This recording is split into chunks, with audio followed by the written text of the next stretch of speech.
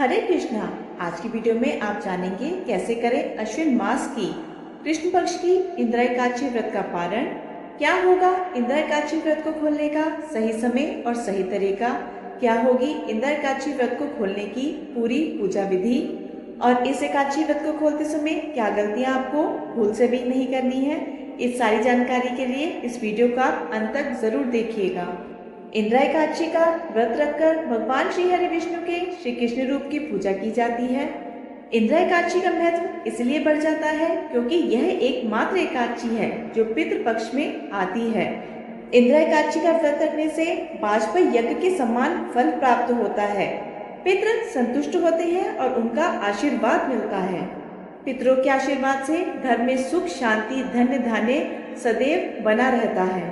इस एकादशी का व्रत करने वाले व्यक्ति को मोक्ष की प्राप्ति होती है और इस जन्म के खत्म होने के बाद ऐसा जीव वैकुंठ लोक को प्राप्त करता है। इंदिरा एकादशी का व्रत खोलने के लिए एकादशी की तिथि का समाप्त होना आवश्यक है। इस बार इंदिरा एकादशी का व्रत 17 सितंबर 2025 दिन बुधवार को रखा जाएगा। सभी ग्रस्त जन और वैष्णव जन इसी दिन व्रत रखेंगे।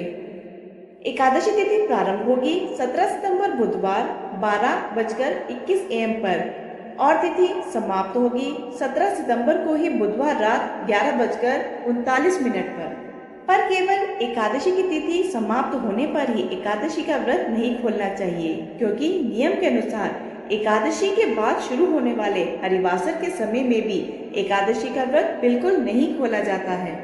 आप हरिवासर के समय में पूजा पाठ मंत्र जाप यह सब कर सकते हैं।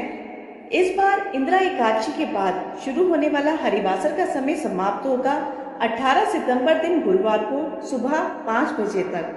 यानी अगर आप 17 सितंबर को इंदिरा एकादशी का व्रत कर रहे हैं तो इस समय तक भी आपको अपना इंदिरा एकादशी का व्रत नहीं खोलना है। द्वादशी की तिथि शुरू होने के बाद ही एकादशी का व्रत खोला जाता है।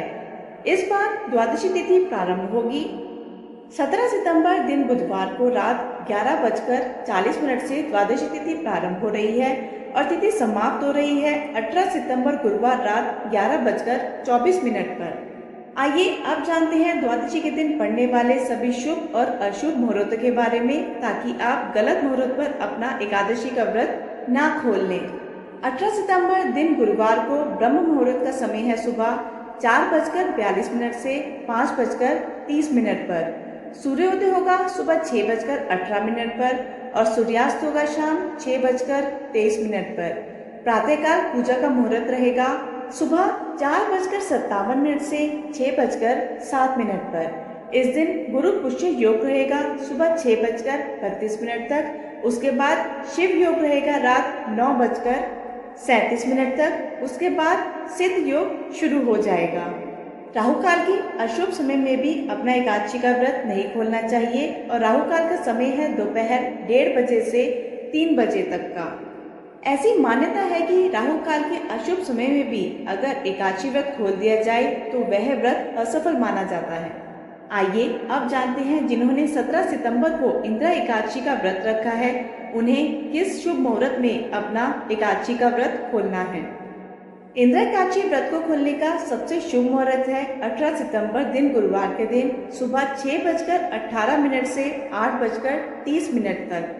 एकादशी व्रत को हमेशा शुभ मुहूर्त में ही खोलना चाहिए। शुभ मुहूर्त में व्रत खोलने से ही व्रत का संपूर्ण फल प्राप्त होता है और इंदिरा एकादशी व्रत को खोलने का यही सबसे शुभ मुहूर्त है।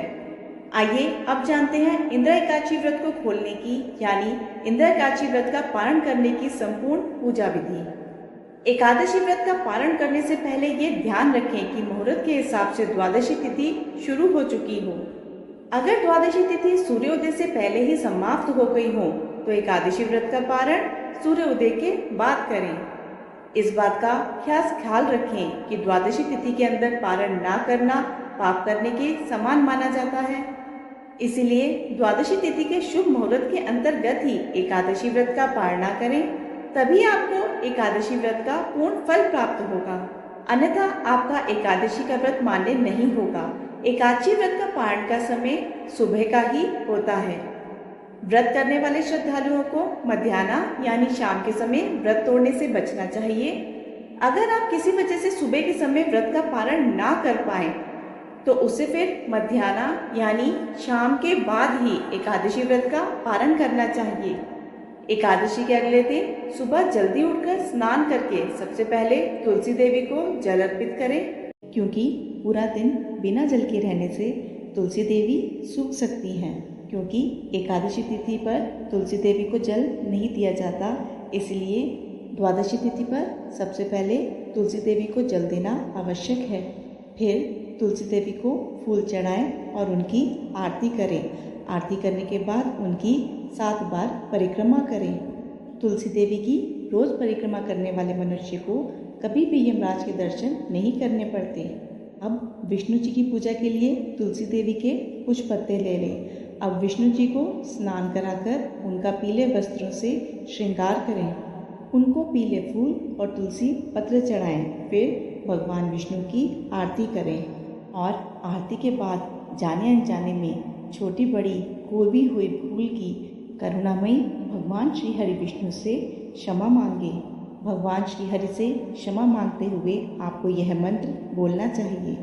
आह्वानम ना जानामि विसर्जनम पूजा चैवम ना जानामि क्षमस्व परमेश्वरम मंत्रहीनम क्रियाहीनम भक्तिहीनम जनार्दन यत् पूजितम मया देव परिपूर्ण तदस्तु में। इस मंत्र को अपनी पूजा खत्म होने के बाद 7 बार बोलना चाहिए।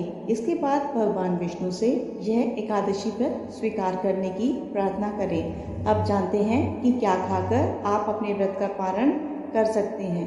एकादशी के दिन भगवान विष्णु को घर पर सात्विक तरह से बने हुए भोजन का ही भोग लगाएं। यह पकवान मीठे और नमकीन दोनों ही हो सकते हैं। यदि आप द्वादशी के दिन भगवान विष्णु को मीठे चावलों का भोग लगाते हैं तो यह और भी अधिक शुभ होगा, क्योंकि द्वादशी के दिन पीले और मीठे चावल खाना बहुत ही शुभ माना जाता है। एकादशी के व्रत में चावल खाने पर रोक होती है, इसलिए द्वादशी के दिन व्रत को खोलते समय चावल खाने का ही नियम है।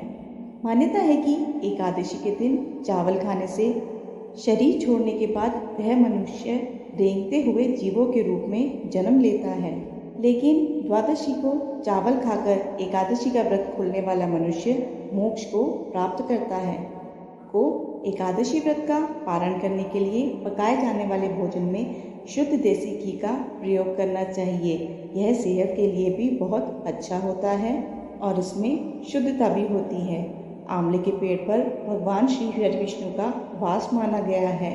इस कारण आंवले का भी एकादशी के व्रत में विशेष महत्व माना गया है। एकादशी व्रत का पारण करने के दौरान आप आंवला भी खा सकते हैं। आंवला खाकर एकादशी व्रत खोलना भी बहुत शुभ होगा। इससे आपको अखंड सौभाग्य, निरोगी स्वस्थ शरीर और संतान सुख की प्राप्ति होती है। एकादशी का व्रत खोलने के लिए द्वादशी के दिन आप जो भी सात्विक भोजन बनाएं उसे भोग और भगवान श्री हरि विष्णु को चढ़ाई गई तुलसी के पत्ते को पानी के साथ लेकर ही अपना व्रत खोलें। पर यह ध्यान रखें कि एकादशी व्रत का पारण किसी मीठी चीज़ से भी किया जा सकता है। व्रत के पारण के लिए आप भगवान श्री हरि विष्णु को भोग में मिठाई और मौसमी फल भी दे सकते हैं। पारण के भोजन में सेम की सब्जी खाने का भी विशेष महत्व माना जाता है। विशेष तौर पर एकादशी के व्रत में सेम को कफ और पित्त का नाशक माना गया है। ऐसे में एकादशी व्रत का पारण करते समय सेम को एक अच्छे भोज्य पदार्थ के रूप में देखा जाता है। पारण के दौरान आप सूखे मेवे जैसे कि बादाम, अखरोट, पिस्ता, किशमिश आदि भी खा सकते हैं। इसके अलावा दूध और दूध से बनी मिठाइयाँ भी एकादशी के व्रत के पारण में खाई जा सकती हैं। आशा है आपको ये जानकारी पसंद आई होगी। ऐसी और जानकारियों और व्रत कथाओं के लिए चैनल को सब्सक्राइब करना ना भूलिए। वीडियो पसंद आई हो तो वीडियो को लाइक शेयर ज़रूर कीजिएगा। धन्यवाद।